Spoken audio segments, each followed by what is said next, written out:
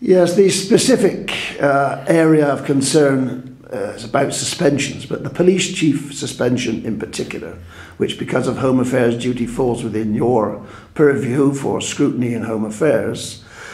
This has been going on for a long time. The chief officer has been suspended for 14 months or more. It's costing the island millions.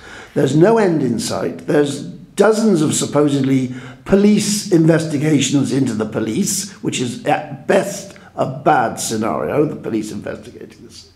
The obvious public interest ought to be taken up, as far as I'm concerned, by scrutiny. Why can't scrutiny, your panel, initiate a proper investigation of those matters which aren't going to become before the courts, of the procedure in the Home Affairs Department as far as this suspension is taking place? Because no matter how allegedly defective the process going on at the moment is, and it clearly has to be revisited, it's not our job to get involved in ongoing quasi-judicial processes. It clearly has to come to an end. We certainly, although oddly enough it would be corporate services, because it's ultimately our human resource policies in the States, how we suspend and how we discipline people, it certainly could be taken up as a policy issue at the end. And also, if the States felt that this has been truly mishandled and there are major defects in the procedures, let alone in the way the procedure was applied on this occasion, it could well, if it so wish, set up a committee of inquiry. But at the root, there are simple policing matters. These are matters of absolute, crucial public concern. They're of public interest. Surely those can be extracted from the mess of all the other issues.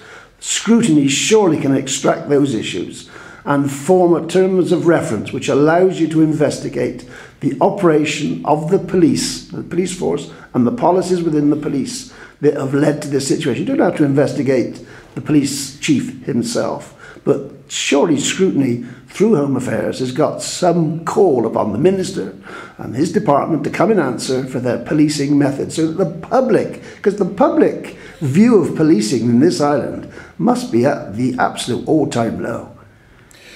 On that issue, no, I think it will still raise the issue that no matter how imperfect you think the process is, and obviously there are clear problems with it, no matter how imperfect you think it is, I think we would get hell if we were to be seen either indirectly or directly to be interfering with what is a quasi-judicial and could well very soon be a judicial process.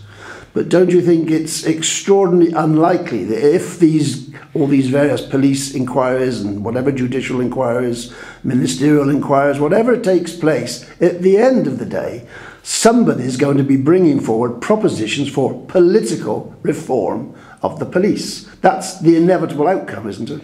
Yes, there is a proposition, well, there are. The policy is out there. The policy is that we move to a police authority, because it appears to me quite wrong that a minister has to sort of be involved in the suspension of discipline of his most senior employee. It just happens that the current minister didn't work with that employee, so he's been given a certain detachment, but it's still not right. It's still not right. But not political reform of the police, reform of how the police are politically managed. That's what has to be done. But even issues like, for example, it's not clear, allegations are being made that the police in Jersey didn't follow correct procedures for handling a major inquiry of the Haute-Lagrange type.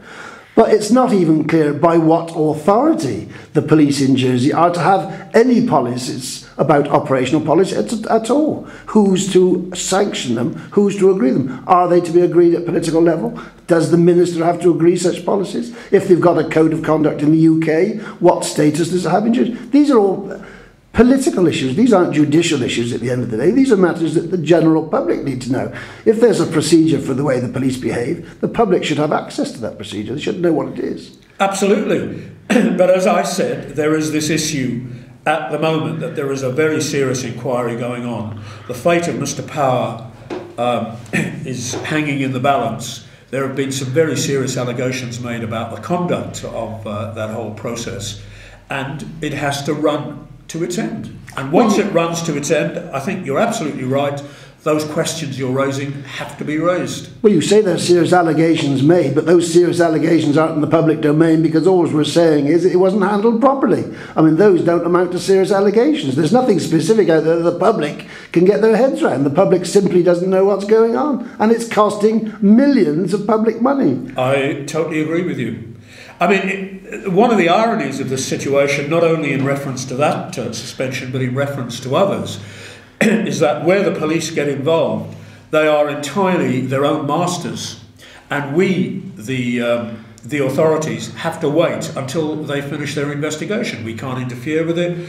We can't really pressurise them to speed things up. We certainly can't advise them on what to do, and that is one of the major, if not the major reason why these inquiries are going on and on and on. Well, the remedy lies in the politicians' hands, doesn't it? The Jersey police force doesn't have to be organised as a spin-off of the UK police force. If you want to organise the police force here locally and to have accountability of the police to political masters, if that's what you want, you can do it. You can legislate for it. And these are things which should be discussed, and they should be actively pursued and examined by scrutiny. As I said, I don't think we've got any dispute over the principle of the matter. I've got serious dispute over the timing. I think, given what some people already see as a major imbroglio, or verging on a mess, the idea that we would then get involved with another study and start looking at how the police are running while this particular suspension is running, I think would blow up in our face. Well, unfortunately, my view is that this is centuries of neglect of Jersey's political system and the procedures that are not in place, that laws and legislation that ought to be introduced or changed or modified. This is the result of centuries of neglect, isn't it? I'm not sure centuries of neglect, but certainly we knew that there had to be a police authority. We've definitely got to re-examine the boundary between a chief officer's control over operational issues and how the broader force policy is applied to the force. And that's by no means unique to Jersey. That's happening everywhere. There was a very famous case in Manchester some years ago with, I think, a chief constable called Alderton, who had a particular view about the homosexual community, and he ran a very aggressive campaign, and his police authority couldn't interfere because that would be seen as interfering with operational policing. It was all a difficult issue. He had the advantage that God directed him personally. Apparently so. I presume he bypassed the police authority in doing that, or the police authority could not, on a day-to-day basis, tell him what to do. So it's not unique to Jersey. No, of course, in Jersey it's more likely that the Minister for Home Affairs is directed directly by God, so it's not the police chief. Well, I don't know. Thank you for the time.